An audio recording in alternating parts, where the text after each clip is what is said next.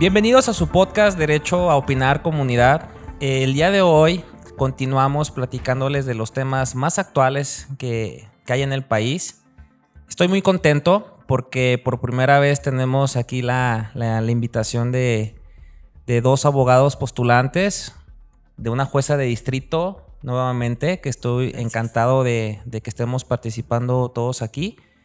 Vamos a platicar de una reforma que tiene que ver un poquito con el capítulo anterior, y es la reforma constitucional de la incorporación de la Guardia Nacional al Ejército Mexicano. Le doy la bienvenida a la jueza de distrito Sandra Karina Ibarra Carvajal. Bienvenida. Gracias, gracias Carlos por invitarme de nueva cuenta aquí con ustedes. Estamos encantados, siempre que quiera. Nuestro panelista estrella, Rubén Ortiz, que me da mucho gusto que sea parte de este proyecto, siempre se lo voy a agradecer. Nos vino a complementar este equipo. Bueno, pues muchas gracias, y inédito este episodio que tenemos dos invitados estelares, pues muy agradecido por su presencia, y no dudamos de que va a ser un episodio espectacular. Maestro Vicente Cendejas, qué gusto verlo otra vez con usted. Tuvimos la oportunidad de grabar un capítulo muy bueno. Es todo una estrella de rock. Usted en nuestras redes sociales alcanzó 128,000 vistas en TikTok, y grabamos con usted el capítulo del difícil contacto, del primer contacto de justicia de los mexicanos en el país. Le doy la bienvenida también. Gracias, Carlos, Rubén, señoría, gracias por la invitación a este podcast que es de verdad muy interesante lo que se puede hablar en este tema en relación a que ya expusiste. Muchas gracias. Vicente, el capítulo anterior platicamos de, un tema también que era importante. Tiene que ver con la incorporación de la Guardia Nacional, y nos encantó invitarte porque contigo grabamos también el primer contacto de justicia de los mexicanos. Ahora, con la incorporación de este grupo de la Guardia Nacional al Ejército, ¿cómo cambia el paradigma de este primer contacto? Porque tengo entendido pues que hay atribuciones de la Guardia Nacional que pues en mi consideración pues pueden ser un poco excesivas. Sí, mira, Carlos, tengo que comenzar a señalar que en primera instancia los antecedentes de la militarización en temas de seguridad datan específicamente en la época moderna con el presidente Felipe Calderón. Okay. La gran diferencia en ese tiempo es que el presidente sacó de los cuarteles al ejército, a la Fuerza Aérea y al personal marítimo para realizar, junto con el CISEN y otras autoridades de procuración de justicia y de seguridad pública, a esas personas que estaban encuarteladas para poder realizar temas de seguridad nacional, seguridad pública propiamente, de defensa de los derechos de los mexicanos. Ese antecedente obviamente pues data a que tenían funciones restringidas a como lo hacía la Policía Civil.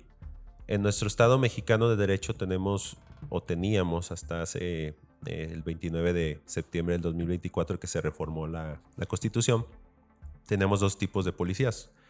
Uno que era la Policía Civil, que en este caso estaba comprendida en aquel tiempo con Felipe Calderón de la Policía Federal de Caminos, de la Secretaría de Seguridad Pública Federal, que era una coordinación con las policías del Estado. En aquel tiempo en el Estado de Jalisco recuerdo que era la Fuerza Única, por ahí recuerdo que era Fuerza Única, los mandos policiales municipales que establece el 115 de la seguridad primordial hacia el ciudadano. Entonces, en esas policías que estaban divididas en ese sexenio, pues, obviamente pues tenían ciertas limitaciones las policías civiles en comparación con la militarización que realizó el presidente, que fue enfrentar al narcotráfico. Si tú te recuerdas, en aquel tiempo había mucha violación de los derechos humanos, demasiada, en razón de que Todavía las hay, pero... Todavía las hay, pero el tema de la militarización ahorita lo voy a abordar, que es lo que opinaste en este caso. En aquel tiempo, obviamente, cuando existía ese tema militarizado de seguridad pública por decreto del presidente, pues las funciones de seguridad rebasaban los derechos humanos de las personas. Había detenciones ilegales, desapariciones, incluso pues hay casos sonados de pues como se puede decir también los estudiantes, que ese ya fue con Enrique Peña Nieto, pero que siguió un parteaguas de militarización, ¿verdad? Comentábamos el capítulo pasado 2 sentencias emblemáticas de la Corte, que es el caso de Rosendo Radilla y el caso del campo algodonero, que fueron, o sea, vinieron a abonarnos a cambiar un paradigma, ¿no? Claro.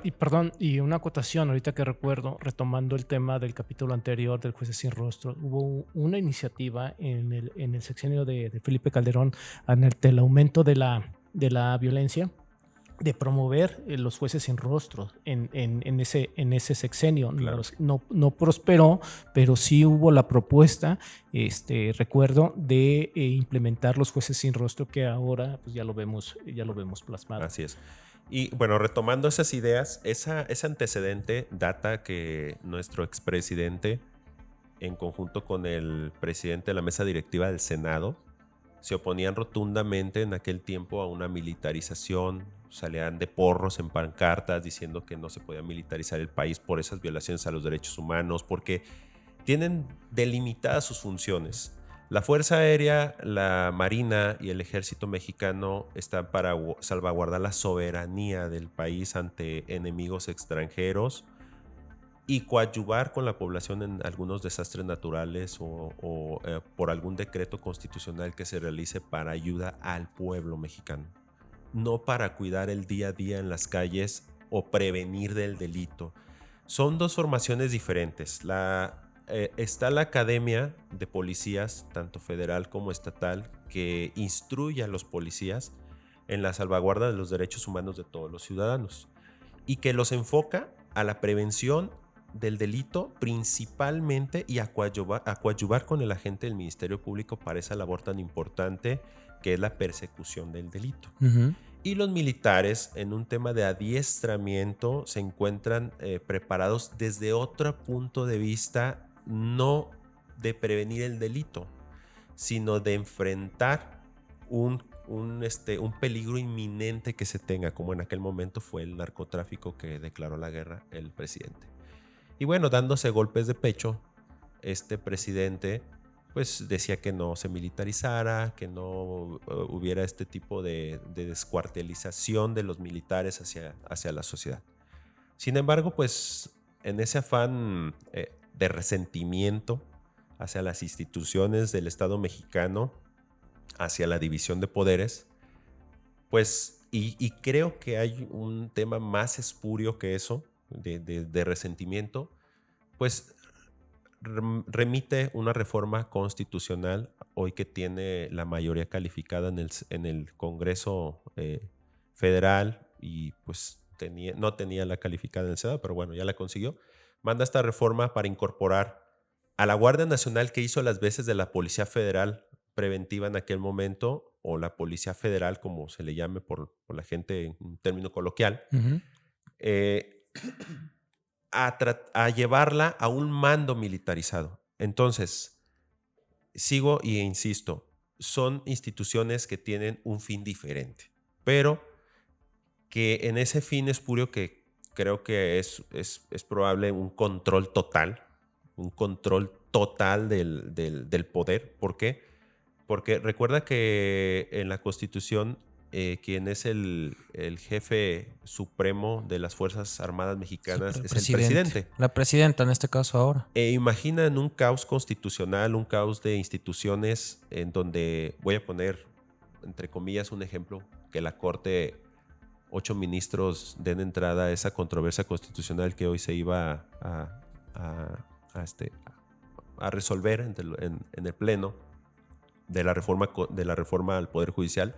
Imaginemos que en este caso la Corte diga que desequilibra los poderes de la Unión, tal y como se planteó por un constituyente en aquel momento originario de la Constitución del 17. Uh-huh. Y que en ese afán, en esas violaciones de las suspensiones al proceso de la reforma constitucional del Poder Judicial, la Corte diga no es posible porque es un desequilibrio total del poder público. Y ahora sí entra lo que dice el 138 de la Ley de Amparo, que es el interés social y el orden público, ¿no? Imaginemos que la Corte dice no y venga un tema pues de una pelea de poderes, ¿no? Poder judicial en contra del Congreso y de entrada también con la presidencia.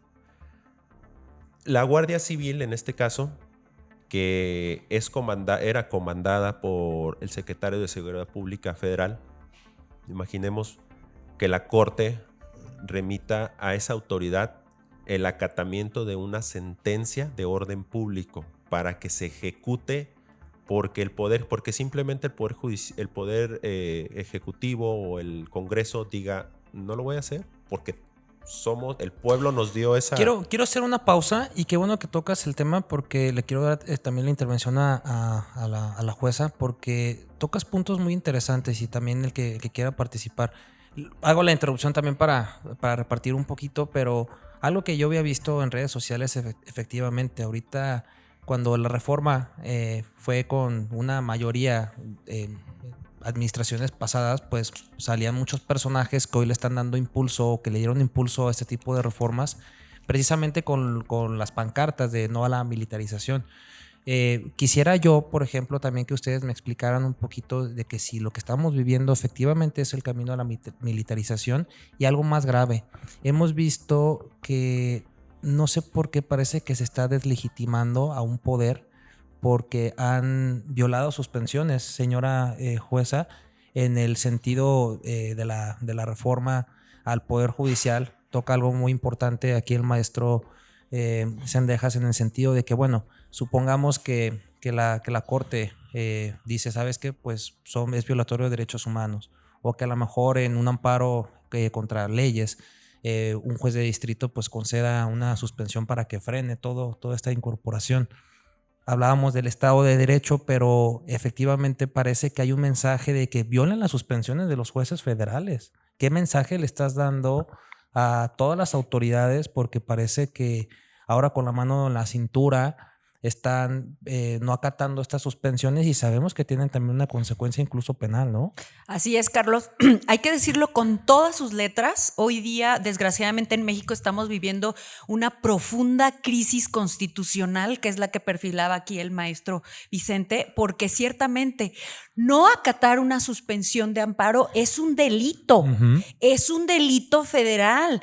Por eso tradicionalmente era de mucho cuidado que un juez dictara, una persona juzgadora dictara una suspensión y las suspensiones se cumplen.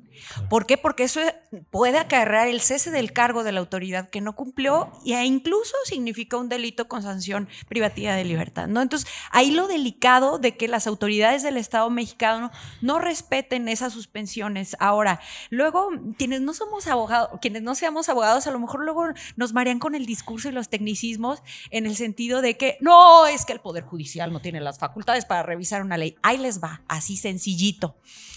El Poder Ejecutivo, el presidente de la República, su superpoder es ejecutar las normas y tiene a su disposición ¿qué?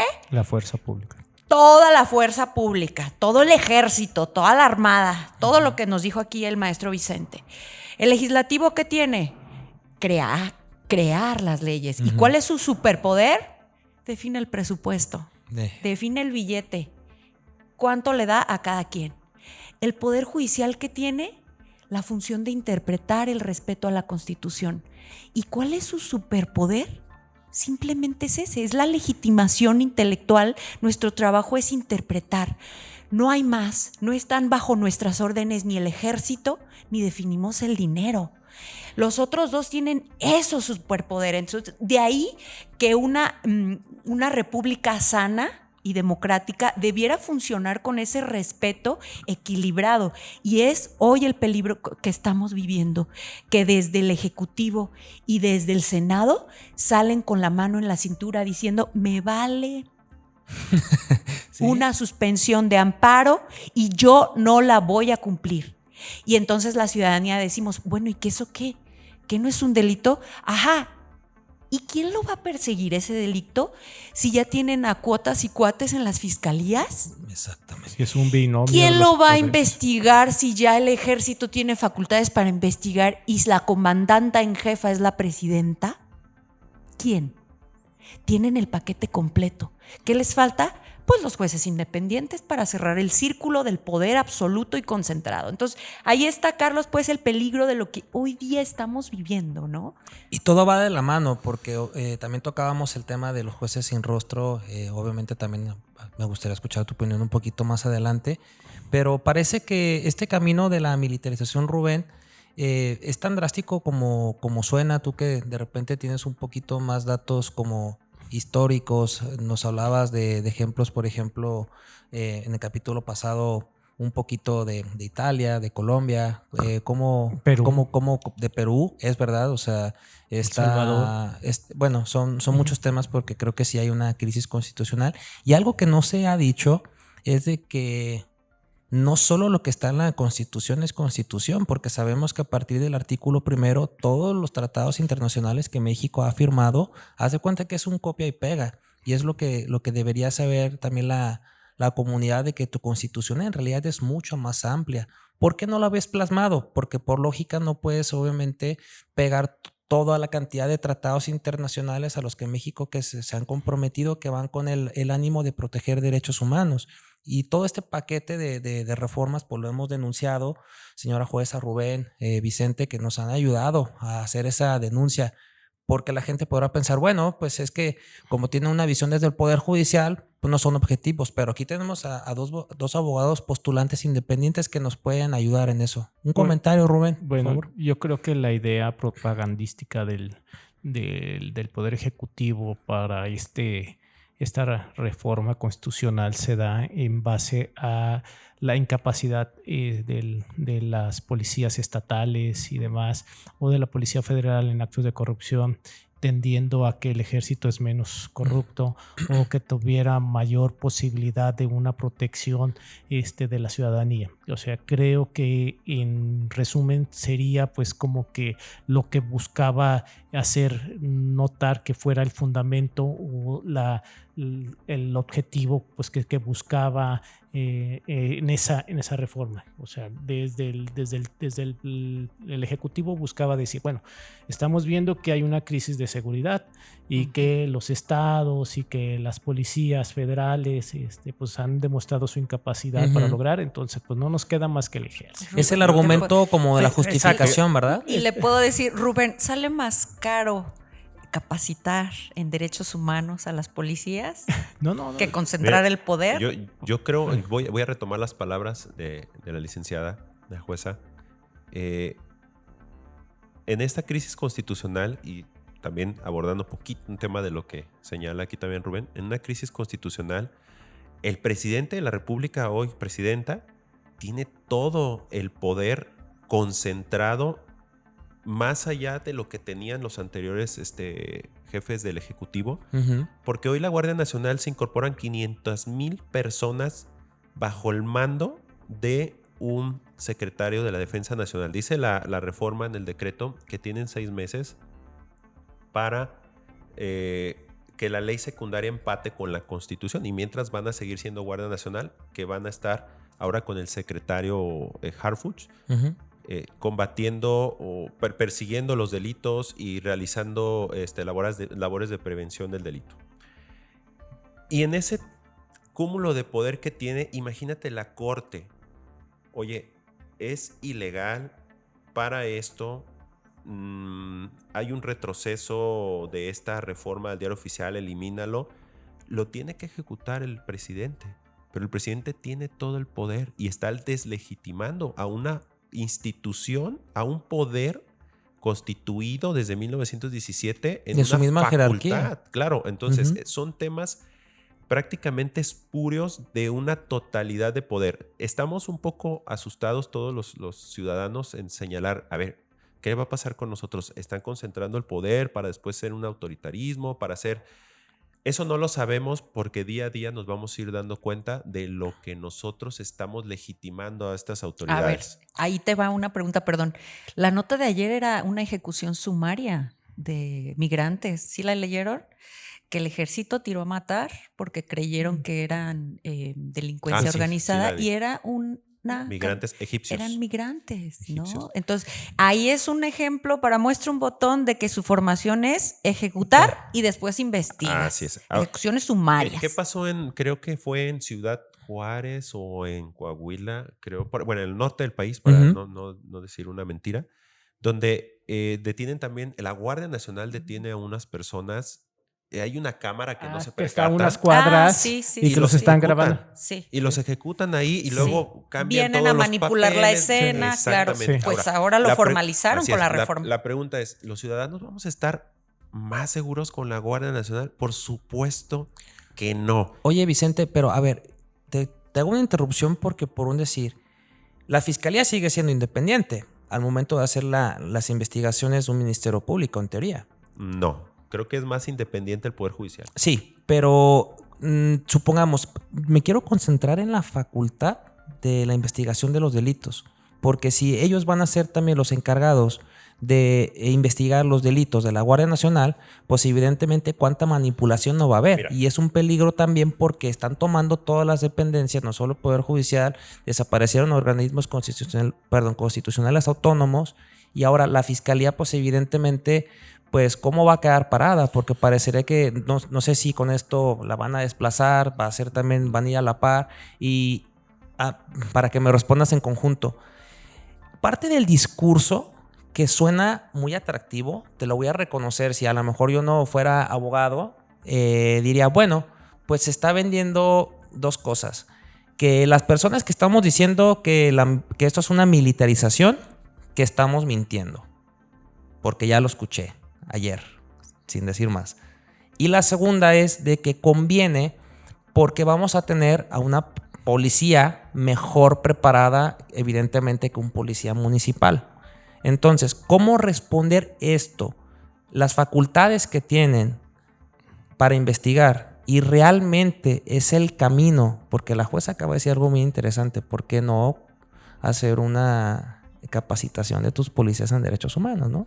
Todas las autoridades en el ámbito de la competencia, no me voy a cansar de decirlo, estamos obligados a velar por los derechos humanos de todos los mexicanos. No tendríamos por qué estar viviendo abuso por parte de ninguno. Sí. Perdón, Vicente, te dejo continuar. Mira, refiriéndome al tema y luego abordo lo que me dijiste, si una persona que nos ve en este podcast se pregunta, oye, ¿vamos a estar más seguros? Por supuesto que no vamos a estar más seguros. Es un tema que han estudiado grandes pensadores y que se llama teoría de la pena. Que bueno, lo referiré ahorita en un momento.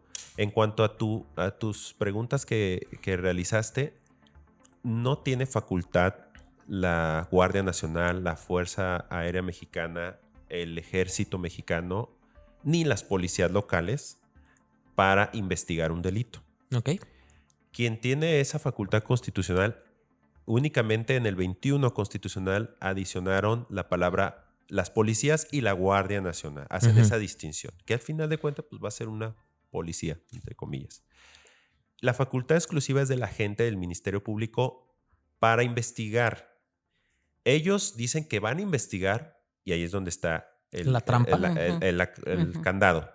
Dicen, van a investigar, pero van a estar bajo el mando y conducción de la gente del Ministerio Público. Así también lo establece el 131 del Código Nacional de Procedimientos Penales, que es la obligación del Ministerio Público de investigar y la obligación de las policías de estar bajo su mando y conducción. Entonces, en un hecho delictivo, el agente del Ministerio Público recibe la denuncia y la querella, y si es en flagrancia o si hay que hacer actos de investigación, si fuera flagrancia, en ese mismo o preciso momento se hace la detención de la persona, se le comunica al agente del Ministerio Público por cualquier medio que está detenida, y en ese preciso momento el agente del Ministerio Público le da mando y conducción para que investigue, recabe entrevistas, realice inspecciones, documentos, videos, etc. En ese preciso momento, y es la labor de investigar. ¿Qué pasa si yo, como agente, como policía, llego a la escena del crimen, detengo a una persona y luego me voy con el que fue testigo y empiezo a investigar y luego agarro el video y todo y ya le digo, oye, tengo un detenido y tengo todos estos datos de prueba que recabé. Pues por supuesto que hay una obtención de una prueba ilícita. Okay. Por lo tanto, al ser una prueba ilícita, deviene una nulidad que establece el 20 constitucional, apartado A, fracción 9. Okay.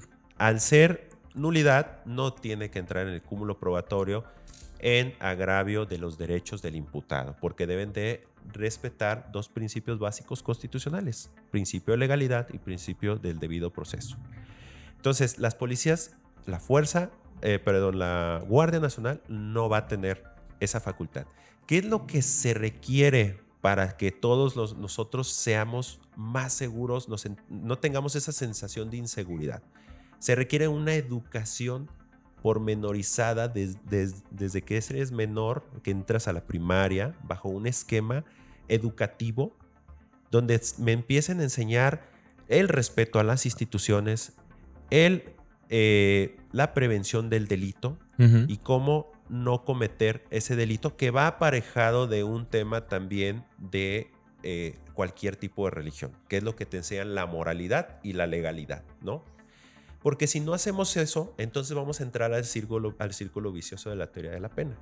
La teoría de la pena está diseñada para que una persona que comete un delito, previamente hay un tribunal, previamente hay una ley que te dice, si cometes secuestro vas a tener cadena perpetua, que es el emblema del Partido Verde.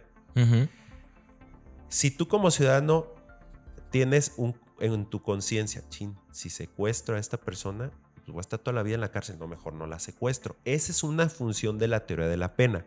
Pero cuando rebaso ese tipo de norma, tanto moral como escrita, de cometer un secuestro, pues sabes que me va a dar una pena privativa de la libertad, que es de cadena perpetua. O vamos a decir que son 50 años. 50 años que voy a estar dentro de la penal y que me voy a reinsertar a través de un proceso dentro de la penal de educación, de trabajo, etcétera. Y luego ya salgo me toma el Estado y me regresa a la sociedad y me dice, ya estás listo para ser otro ciudadano como un sueño que tenemos en nuestra Constitución.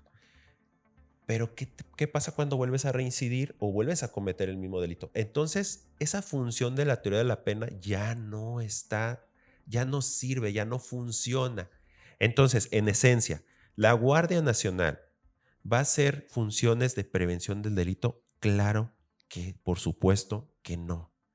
Va a ser un tema de adiestramiento militar para que en el momento en que el Poder Ejecutivo quiera accionar el arma que tiene, que es la fuerza pública que dijo la licenciada, la pueda ejecutar en cualquier momento y por cualquier motivo, deslegitimando a una institución pública, a un poder, a una persona o a cualquier enemigo público que tenga. Entonces, la Guardia Nacional es un tema económico, es un tema espurio, que tengo concentrado todo el poder, porque ¿qué va a hacer la Corte cuando diga, si fuera el caso, en ese paréntesis que se hace un momento, que retrotraiga la consecuencia de la publicación del Diario Oficial de la Federación de esa reforma? Pues no lo ¿A quién le va a decir? No lo van a acatar. Es lo que me pregunto. ¿Le va a decir a las policías municipales del estado de Jalisco que son Movimiento Ciudadano? ¿Qué van a hacer?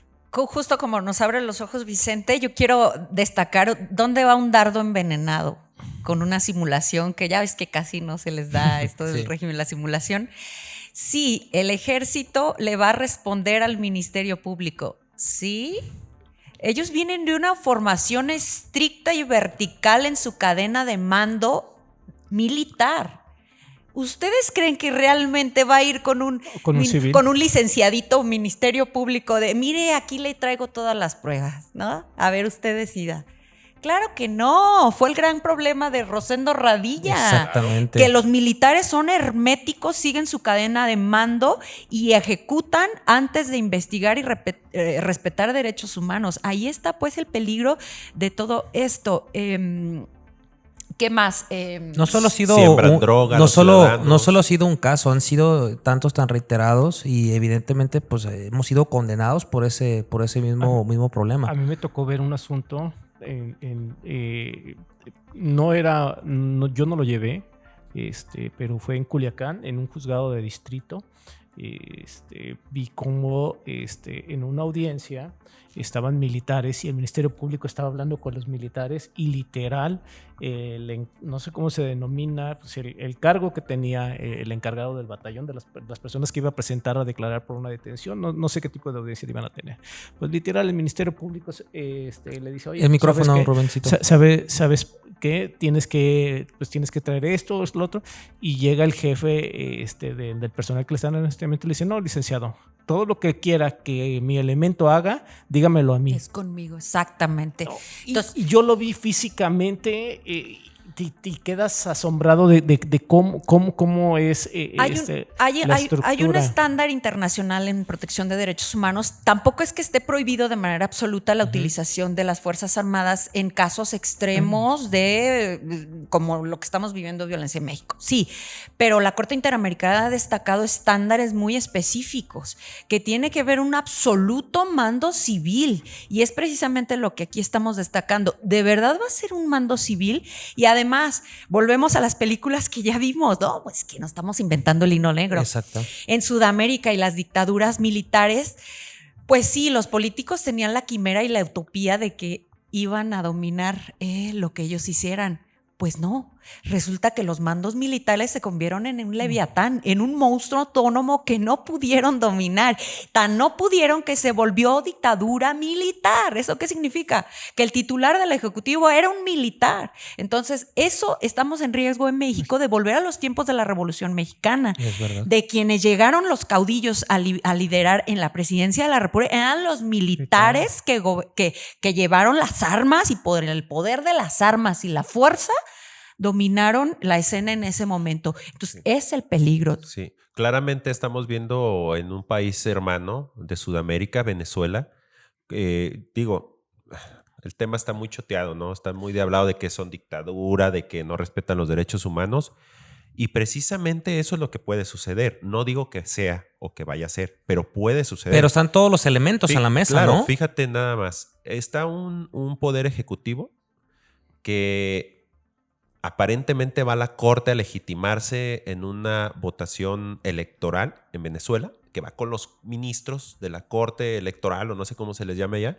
Poder electoral se llama ya. Y ¿no? claro que son puestos por él. Y sí, claro que van a fallar a favor de él. Y todas las manifestaciones de él, los ciudadanos que aseguran a través de un presidente que ellos creen que sí es el legítimo, como el que no ganó, entre comillas, las elecciones, se manifiestan y viene una represión de una Guardia Nacional, porque creo que así se llama en Venezuela, Guardia Nacional.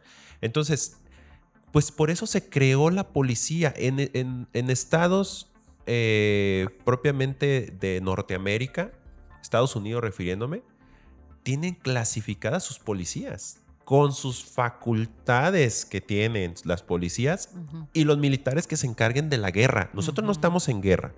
Estamos ante una inseguridad de un país por el crecimiento tanto de los delitos del orden común como de los delitos federales, que es el narcotráfico, la desaparición de personas, algunos delitos de acopio de armas. Bueno, no digo que la desaparición de personas sea federal, sino que lo estoy trayendo a colación.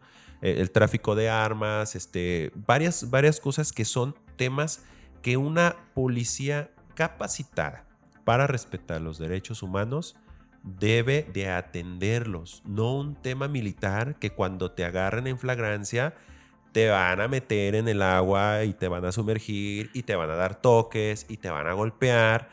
Y muchos de tus radioescuchas que van a tener el gusto de ver este podcast van a decir, es que a mí me tocó.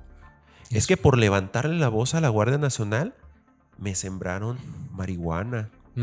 Es que por no acatar lo que la Guardia Nacional me dice, me golpearon, se llevaron a mi esposa, me dijeron que le iba a matar. O sea, eso no lo ven desde el poder político, no lo ven día a día con el ciudadano.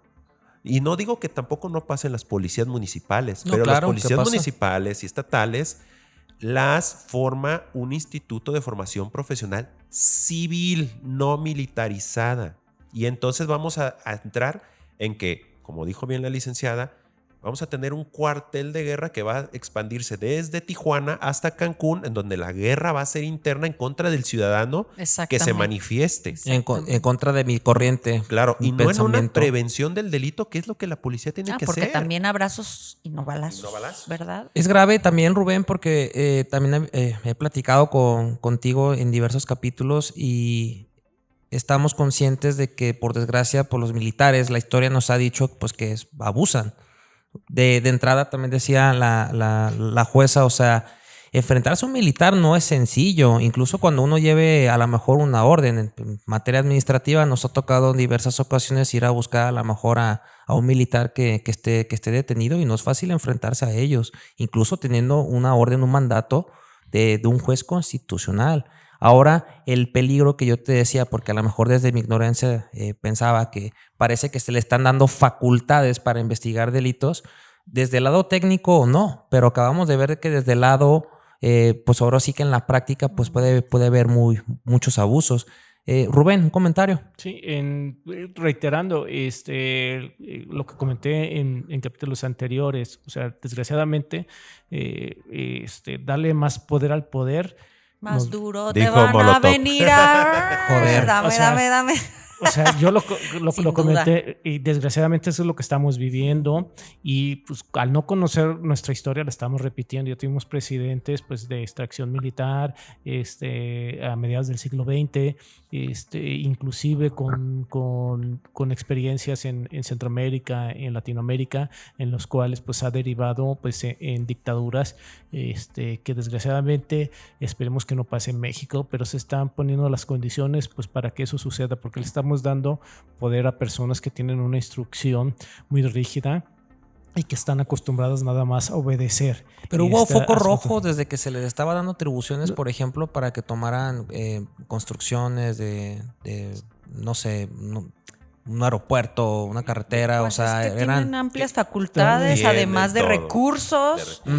Hay estadísticas que reflejan que su presupuesto en este último sexenio se ha incrementado colosalmente, lo dijo el propio secretario de la Defensa el pasado 1 de octubre a las 001 horas que tomó el mando, el nuevo secretario, que van a aumentar sus prestaciones y el sueldo de los militares y se va a incorporar a la Guardia Nacional, siendo él el titular, bueno, en 180 días, ahorita va a ser el secretario, y van a tener todavía esas prestaciones sin una capacitación real para enfrentar el crimen.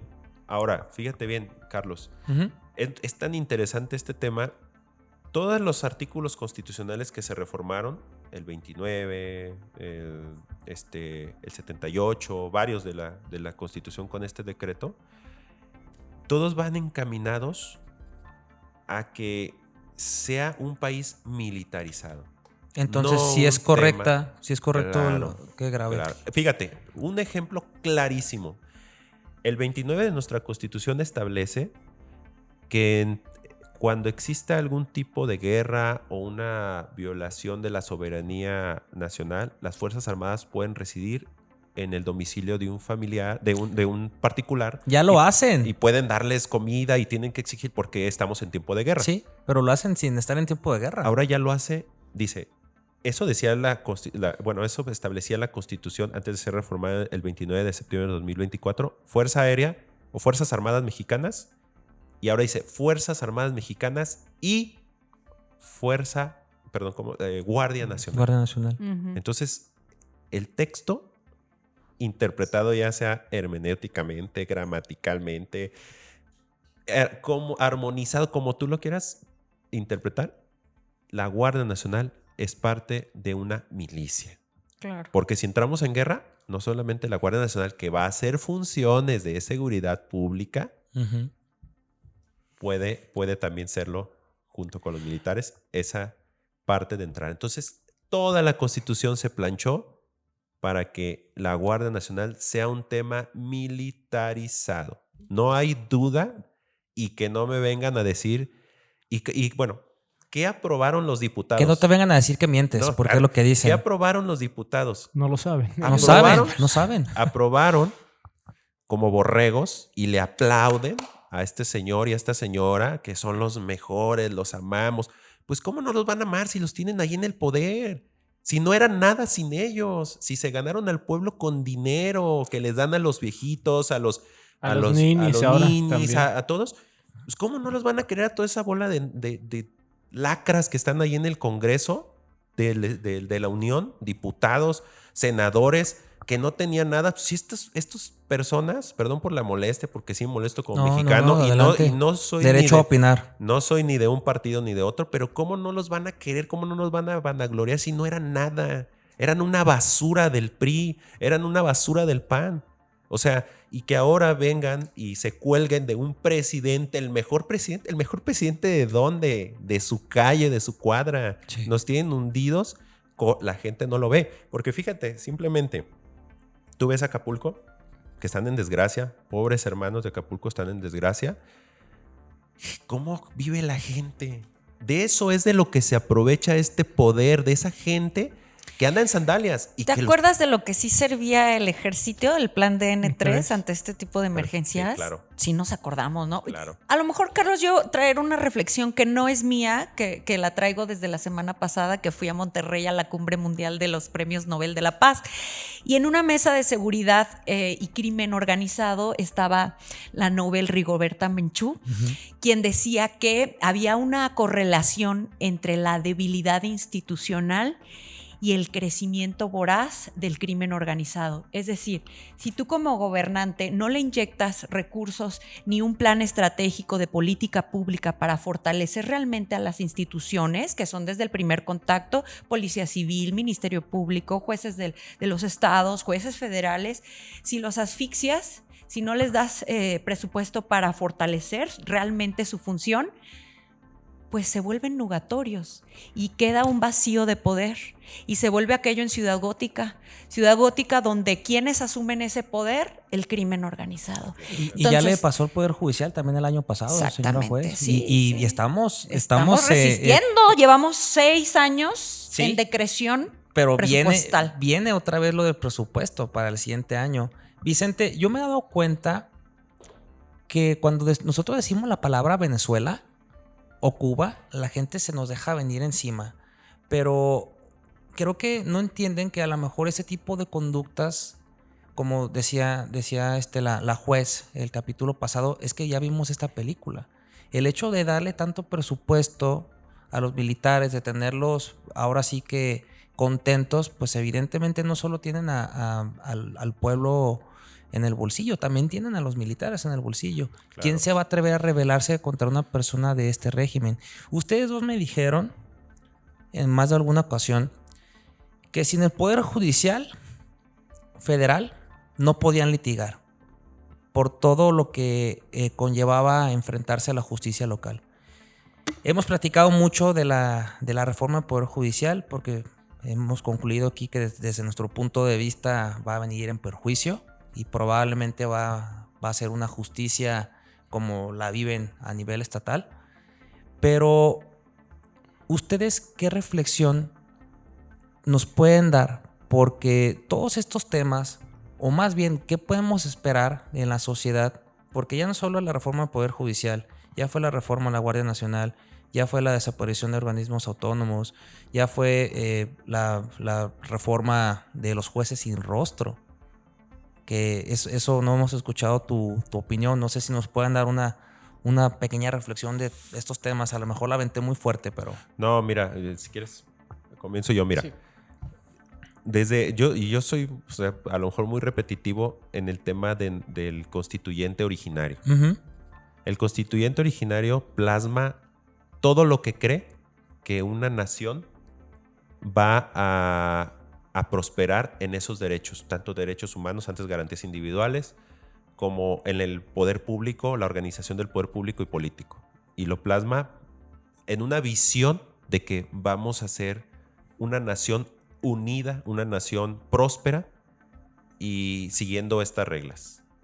Claro que desde 1917 hasta que fue el cambio de régimen en el año 2000 con Vicente Fox, pues claro que avanzamos, pero a paso de bebé. Uh-huh. Avanzamos, hubo muchos temas interesantes, económicos, otras desgracias económicas, porque a la gente le interesa mucho el dinero. Claro que tenía que haber un cambio, Carlos. Yo estoy de acuerdo en que haya un cambio porque lo que está ya no funciona. Y hay un dicho que dice, si sigues realizando las mismas acciones, pues vas a tener los mismos resultados. Si cambias las acciones, vas a tener resultados diferentes. Pero la forma te lleva a un fondo. Y el hecho de extinguir organismos autónomos, desequilibrar el poder público, no te lleva a otra cosa más que apuntar a un régimen que posiblemente no sé si vaya a ser así, pero que apunta o se cree o puede pasar que vaya a ser algo autoritario. Muchos dicen, no, es que el PRI, el PAN, tú eres del PRD y que por eso piensas así. No, como ciudadano lo digo, como ciudadano puede suceder eso. Puede que me equivoque también. Ojalá que nos equivoquemos todos. Y que en 6 años diga, órale. Pero creo que no es la forma de cómo el constituyente originario plasmó todo esto para progresar. Por eso hay un Plan Nacional de Desarrollo. Por eso hay un equilibrio de poderes. Por eso cuando nos constituimos quisimos ser una división de poderes. Cada quien independiente con sus funciones.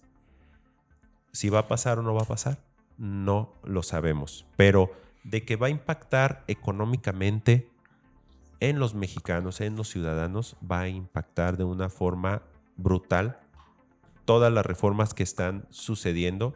Los derechos humanos que se supone que deben de protegerse de forma primordial por el Estado, los están volviendo a retroceder. El tema de los jueces sin rostro es un tema que va en detrimento de los derechos de toda persona imputada a un debido proceso y a un principio de legalidad. Tanto le tienen miedo al narco que tienen que tener que poner jueces que no se vean. Es una función inherente, así como las fiscalías, los procuradores en su momento, fiscales del Estado, de la Federación, tienen esa miedo o en esa obligación constitucional de poder también ser perjudicados por el crimen. Entonces los jueces pues también tienen ese mismo sentir de miedo de que voy a juzgar a tal persona que puede repercutir porque hay una organización, pero eso no es culpa de un juez. Es culpa de un sistema. De un Estado que no puede garantizar la seguridad. De un Estado fallido en temas de seguridad. Debilidad institucional. De debilidad institucional, sí. Que le dices, oye, no quiero que me vayas a matar a mi juez, mejor, pero espérame, ¿y mis derechos humanos? ¿Qué tal que la Guardia Nacional haya tomado a esta persona de manera ilegal, le haya sembrado un camión de cocaína y, es que es de tal o tal organización criminal? No verlo al juez, pues obviamente, como lo dijo bien Rubén hace un momento, rompe el principio de inmediación. ¿Dónde está el principio de inmediación de tener al juez de frente? Pues entonces que volvamos al sistema tradicional donde el juez no lo veía ni nada más era en papelito, eres culpable y te doy 50 años, 20 años.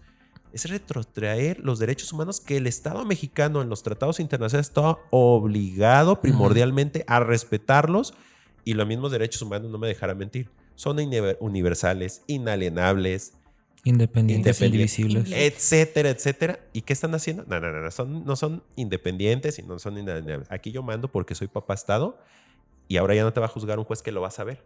Ya te va a juzgar un juez que no va a saber y que a lo mejor pueden cambiar. Claro. Ajá. Porque la voz va a estar distorsionada. Y ni vas a saber. Ahora, no estamos preparados como mexicanos para un tema jurídico penal de esta naturaleza. Si no estamos preparados para el nuevo sistema de justicia penal que entró en la reforma, menos para un juez sin rostro. No, ¿Quién me juzgó? Sí, quién sabe quién. Y además, fíjate, aunque no fuera así. El Pato Donald, porque así le ponen a los testigos protegidos allá en Estados Unidos. Sí. ¿Qué juez? Pues el Pato Donald me juzgó. No, es una Y a lo mejor yo destaco, Carlos, que por eso insisto en romper el discurso mediático de odio y miedo, porque también a quienes nos gusta la historia, pues nos regresamos. El régimen nacional socialista en Alemania, justo ahí en un contexto de discurso de alto odio y miedo, lleva a la psicología de masas, a la sociedad como tal, a ceder nuestras libertades y derechos. Entonces yo les digo a los mexicanos y mexicanas que no se acostumbren. Vivir con odio y con miedo no es normal. No es normal ver ejecuciones en las calles. No es normal que no tengas confianza en denunciar ante un ministerio público. En estos días también estuve platicando con colectivos de madres buscadoras y justamente expresaban eso. No saben qué dolor ante la inactividad y ante la indolencia que muestran cuerpos policíacos, cuerpos ministeriales, porque además la denuncia puede ser: a mi hijo se lo llevaron ellos. Sí. ¿Rubén? Sí, nada más pues recordar, insistir que si no participamos como sociedad en estas claras posturas del sistema, en el cual al modificar la Constitución con estos gravísimos aspectos que nos están llevando a un retroceso y que los derechos se están viendo vulnerados de toda la sociedad, no solamente del Poder Judicial, vamos a pagar las consecuencias de la inacción, inactividad, de la indolencia, de la indiferencia que está mostrando la sociedad actualmente. Sería pues ese llamamiento desesperado que hacemos desde esta tribuna y apelar a las nuevas generaciones que por favor se instruyan, se eduquen, se informen, que no es una cuestión solamente del Poder Judicial, que es su vida, que son sus derechos, que son sus libertades que se están viendo afectadas, que si probablemente ahorita no se ven materializadas de una forma inmediata, es algo que se va a ver reflejada en un corto o mediano plazo. Yo hago un comentario y concluyo. Mira, lo que se refería a la jueza, pues tenemos un problema de desaparición de personas. Pero, más en Jalisco. Pero el problema es, dicen los colectivos, no los encontramos, no nos apoyan. Pero ese no es el problema. El problema es que no desaparezcan. Exacto. A mí me tocó en el 2012, si mal no recuerdo, 13, hacer una campaña e ir a todas las personas que habían denunciado quienes estaban desaparecidas. Hay personas que desaparecen voluntariamente y regresan y se queda la denuncia como desaparecido. Entonces es una estadística más. Pero el problema no va a ser la desaparición. El problema va a ser el cómo vas a prevenir la desaparición. Y somos un estado fallido en eso. Y hoy el gobernador electo del estado de Jalisco anuncia ayer que va a ser una secretaría de personas desaparecidas para ayudar y va a fortalecer a la Fiscalía Especializada en Personas Desaparecidas y todo, lo cual aplaudo, siempre y cuando sea una coordinación que realmente dé ese tipo de beneficio a los colectivos, a la sociedad y prevengan la desaparición forzada. Si no es así, si no coordinas el C5, las policías, los ministerios públicos, la sociedad civil, vamos a seguir teniendo un grave problema de desaparición. Pero no es encontrarlos el problema, es prevenirlos. Encontrarlos ya muertos, si no sirve de nada. No sirve nada. Sirve prevenir el que desaparezcan a mi hijo, a mi hermano, a mi primo. Esa secretaría ojalá y funcione. Espero, tengo mucha fe en que sí pueda funcionar porque la estructura que están planteando es sumamente novedosa. Nadie en el país la tiene. Espero que sí funcione. Y por último, para concluir ya con esta conversación, espero que todos los ciudadanos libres e independientes, no solamente en nuestros estados, tu radioescuchas, en todo el país, sean conscientes de todo lo que está sucediendo y puede suceder. Que no sean un subconsciente de pensar que me van a dar dinero y que voy a legitimar un poder, sino que sean conscientes en lo que puede suceder y que puede llegar a la puerta de tu casa cualquier policía, Guardia Nacional, Ejército, Marina, Fuerza Aérea, a violar sus derechos humanos, porque ahí se van a dar cuenta que estaban equivocados en legitimar un poder que no concientizó antes de aprobar esta reforma. Son temas muy complicados. Yo quiero agradecer su participación. Se nos acabó el tiempo por el momento. Creo que cada uno contribuyó de una manera muy importante a la sociedad. Pues, ¿qué le digo? Con esos temas como que uno parece que estamos viviendo una película de terror, ¿no? Porque ya la vimos. Agradecerle, licenciada, otra vez su participación. Carlos, me da mucho gusto que nos haya acompañado de nuevo. Son tantos temas que ni siquiera Vicente y Rubén tuvimos tiempo de platicar, de que también va a pasar con los jueces que se queden, que le vayan a tener que responder a un tribunal de disciplina. Que si no estás de acuerdo con lo que yo te digo que hagas, pues va a haber una sanción y te voy a cesar. Un delito. Es un delito. O te voy a lo mejor hacer una investigación y quién sabe qué delito te voy a inventar para que pues no quedes. O sea, estamos viviendo épocas muy complicadas. Aquí obviamente desde Derecho a Opinar, comunidad, se los vamos a estar transmitiendo. Te agradezco, Rubén, tu participación. Te agradezco, Vicente, que nos hayas acompañado de nuevo. Le agradecemos acá a Iván, acá a Luis Abraham también, que me dejó su lugar. Sobre todo, les quiero agradecer a ustedes porque gracias a todos ustedes este proyecto es posible. Los invito, por favor, que nos acompañen, nos escuchen y nos vean en todas nuestras redes sociales, plataformas como Spotify, YouTube, redes sociales como Facebook, Instagram y TikTok. Les agradezco y hasta la próxima. Que estén muy bien. Gracias. Hasta luego. Gracias.